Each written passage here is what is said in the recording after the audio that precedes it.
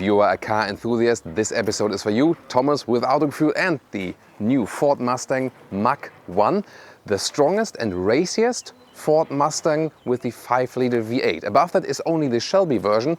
This now here, the 5-liter V8 with the raciest features. And we directly start with the front. We have the special quotes of past round headlamps here in the front. And depending on the market, you can also get additional fog lamps in there. This is, of course, an even fancier option. The normal headlamps here, the modern ones, are at the sides, and they also look a little bit different than in the US spec, for example. Here in the lower end, then, very strong front grille and this really striking color for today. And also one design element is this middle stripe for even more contrast. And measures to make it even racier here. Grille optimization for better cooling of the engine. The front suspension has been optimized for racetrack use. And the Brembo brakes, even with a faster approach. And here it is, the 5-liter V8 with additional rigidity measures here. Quite interesting with the Mach-1 badge. 460 horsepower then in this case. And again, as I said, above that only the Shelby version, which have even more displacement. Acceleration figure here, 4.4 seconds with the 10-speed automatic gearbox or 4.8 seconds with the 6-speed manual. And we thought, you know, the manual is maybe a little bit slower. It's more spectacular, and that's why today it's manual driving. Yeah, and always most spectacular here, the air filter that looks really cool. Hey, in this case also fitting then to the exterior color.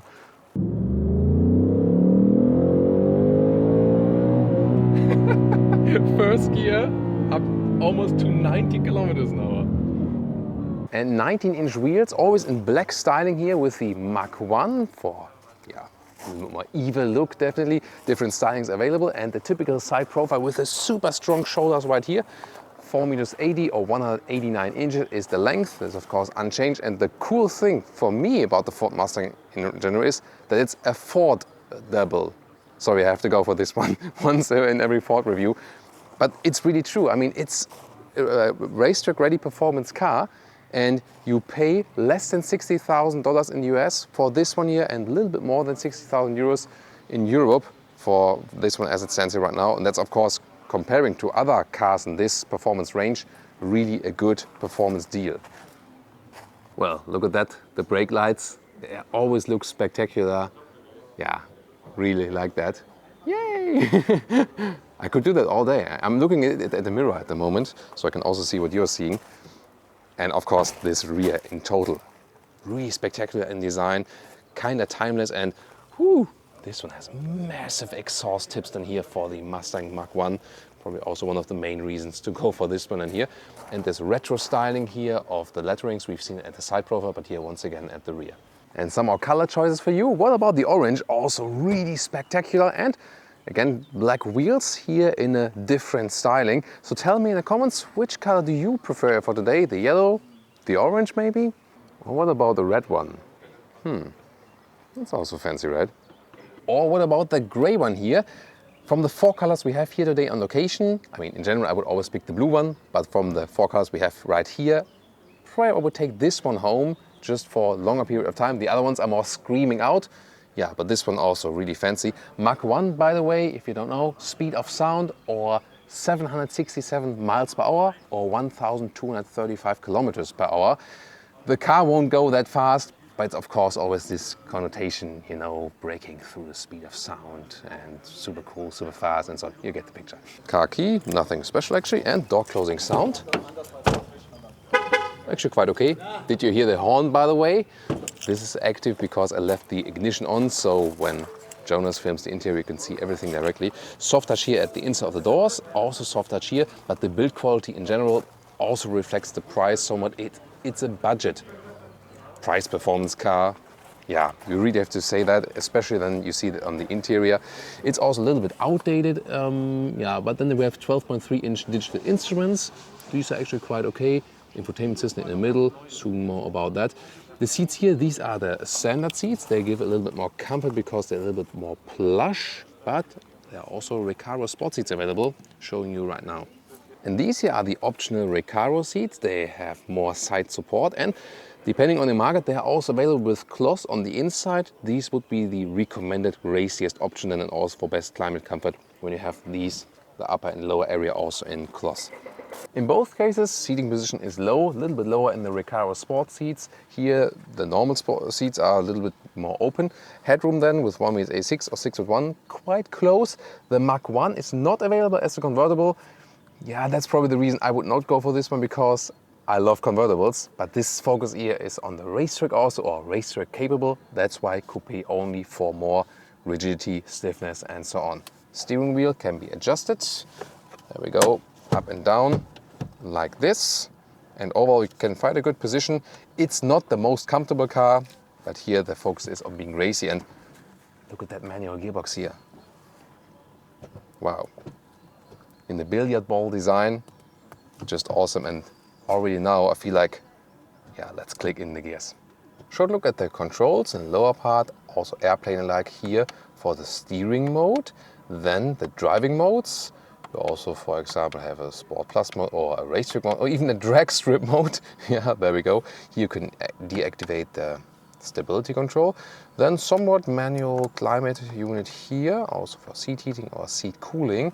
And the infotainment system, you can see here Apple CarPlay, Android Auto is available when you pick the map. However, also in the Ford Sync system right here, it always goes back to the Apple CarPlay.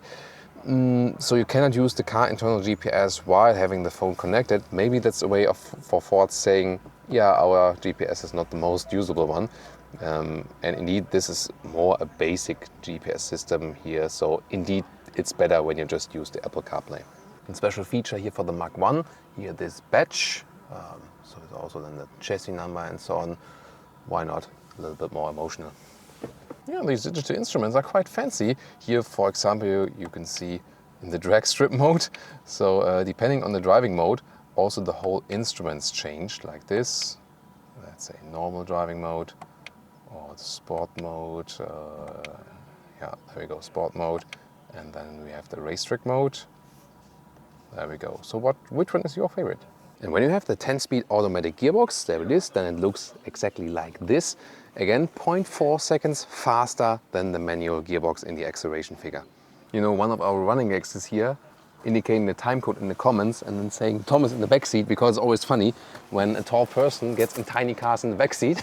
And this is here the seating position. I could be on the passenger seat, and then this is the amount of legroom that is left. And let's see if I can squeeze myself in there. So, let's go. And yeah, this can actually work. So this car for 3 tall adults. So this is, but yeah, thank you. I'm just doing it for you. Yeah, maybe like for a very short period of time. But behind the seat I would be driving like this, you see, this here would not be possible at all. You know, we not only fight on racetracks, but also fight with the trunks. And here we go, because you're gonna need a trunk in the performance car as well. And the length here is about 40 inches or a meter, so that's very well usable in length. Of course, you're limited here. Loading in and out is not too easy, but you mean, for holiday, it still works. Here, height 18 inches or 45 centimeters. And just a backpack in here, you see, it does easily fit also height-wise.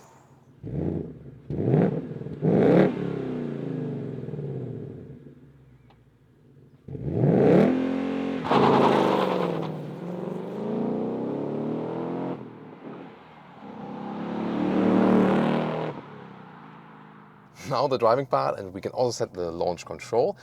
Here the rounds per minute, RPM, we can also set it here, maximum 5,500. So they are like steady and not too much, especially when you go here with the manual. The automatic gearbox will have a better launch control, which is quicker, but here with the manual, of course, it's somewhat more emotional. Let's go.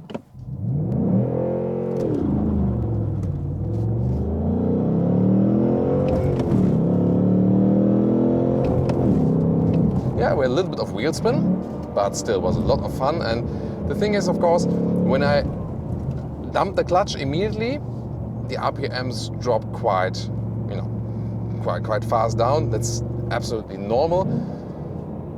But when I let it, burn a little bit the clutch, really stinks and also goes on the material. So actually people recommend to use the launch control, well, rather for learning. It's quicker when you don't use it and really do it with the fine tuning and so on yourself. But again, better have a closed circuit because otherwise it can be really dangerous. There are a lot of videos out there where people crash their Mustangs with the launch control, so be really careful with that. I'm in the race mode here.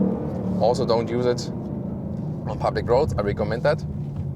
So, and here, second gear, we have a nice track, and this Mach 1, yeah, nice sound here from the 5-liter V8. When you have the magnetic ride, as we have here today as well, standard for the Mach 1, also adapts in the race mode, making the suspension stiffer. It's not too uncomfortable though, and it's just so much emotion, so much fun to put in the gears, super crisp here. When you are in a sport mode or other sportier modes, then you also hear that here. Shifting down, you have the throttle blip, dual clutching automatically. That's super cool effect, definitely. Here now a little bit slower when we are passing some houses, and it's somehow a very special feeling, you know. So I just learned everything, German driving school, driving manual cars. Nowadays, a lot of driving schools only have automated gearboxes. I know in the US, for example, this is also quite common. So in Germany, yeah, manual gearboxes are actually, you know, let's say, or they used to be even more normal. But meanwhile, again, automatic gearboxes are on the rise, and the manual gearbox will probably die out. But here, for special cars like this, it's so much fun. It's not about the comfort then, not about being stuck in traffic light, just flooring it out and then bam, putting it in, letting the clutch go, hammering the throttle once again. This is so cool, and of course this we will never have with electric vehicles. I actually love the transition between third and fourth gear. When you just pull it backwards, that's just awesome. And of course, first to second the same, depending also how the gearbox is assorted actually, but my favorite is really like third to fourth. That's my absolute favorite gear transition. And yeah, the throttle blip, like from third back to second, that's my favorite shifting down. So yeah, and of course here, you can always do that. And with such a high displacement, such a big displacement, the engine is also forgiving, and it's not like, oh, I need to be in the exact right gear every moment, because, you know, it's just a big engine, and then you can have it in different gears, of course, not for the optimum performance, but the engine won't complain when it's like a gear higher than it's ideal, or a gear lower than it would be ideal. It's actually quite fine. And I mean, I've been driving also as a private vehicle Jaguar XK for a couple of years with a 5-liter naturally aspirated V8. I also love that engine because you can also, you don't have to race these engines, even if they are race capable. And you can just keep it at lower RPMs and just have this sonorous low frequency sound, which is somehow just satisfying, you know? And if you want, then you can give them more RPM, and it's even cooler, of course. So we can also show you this RPM meter here in this race mode. But even in the race mode, the good thing about the Mustang is it's a GT, so the suspension is also capable for longer journeys. Yeah, even if you're stuck behind someone, you can still use the throttle blip. So cool. Steering, by the way, is quite likable. It's rather light. It also adapts according to the driving modes, but it's actually quite precise, so can't complain about that. Overall, the racy driving package is really good. Does this one here, the Mach 1, now feel way different to a GT? I mean, yeah, they tuned the front suspension a little bit to be racier and so on, but it's not that it would feel like a absolute different vehicle. However, if you go for this one here and compare it to, like, you know, you get a 6-cylinder Mustang rental to drive the highway number 1 or something like that, which is superb. I would absolutely recommend you to do that, especially for all the tourists then coming to the US. So I love, that's also one of my favorite things I do, going to California, getting a Mustang convertible, and then just drive the highway number 1. Absolute dream to do that. So but if you compare that one, to this, like standard Mustang rental, then you feel it's a big difference. Actually, that's quite cool. Here now, when we are in these more rural areas, we can also go then back to the normal driving mode.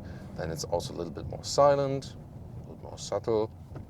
But even in that way, it's really fun to put in the gears in this billiard ball. It doesn't have the best grip though. It rather looks cool. So I think just for, I mean, this is also like this heritage and so on. But just for racing purposes, I would prefer like a microfiber Alcantara shifting knob or something. That would have been definitely cooler. And you also feel that it's somehow one of the timeless vehicles here, the Mustang. But the interior, you feel that it's meanwhile really outdated. That's not like a new car. Exterior-wise, however, has been also most of the generations. Maybe not necessarily the one in the 80s, 90s, something, but the old ones and also the new ones, really timeless for the exterior design.